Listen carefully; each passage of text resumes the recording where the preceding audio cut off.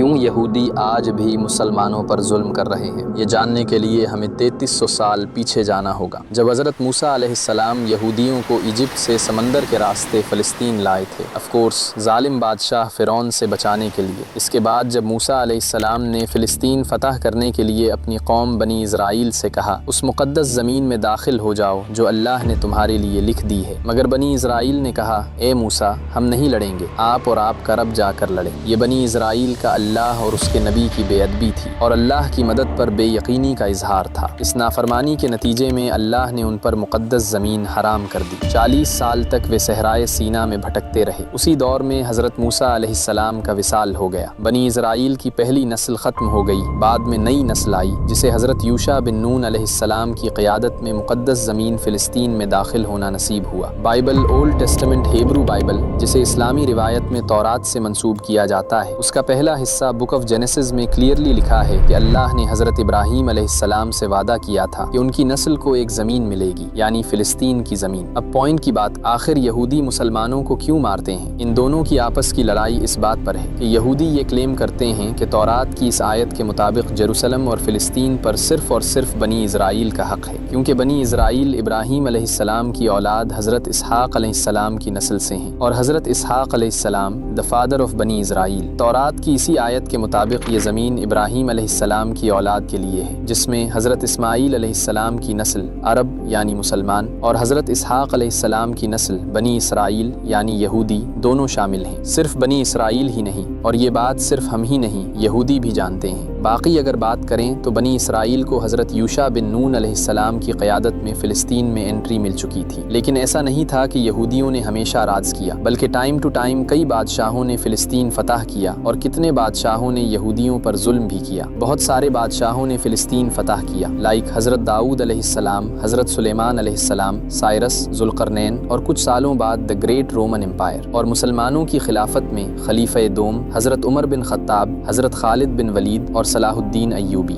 Short video میں یروشلم کی پوری حکومت کی ہسٹری ڈیٹیل میں بتانا پاسبل نہیں ہے، تو اگر آپ کو پوری ہسٹری دی ہسٹری آف یروشلم جاننی ہے تو سبسکرائب، اور اگر آپ کو اب بھی سٹوری سمجھ نہیں آئی تو یہ ویڈیو ایک بار پھر سے دیکھ سکتے ہو۔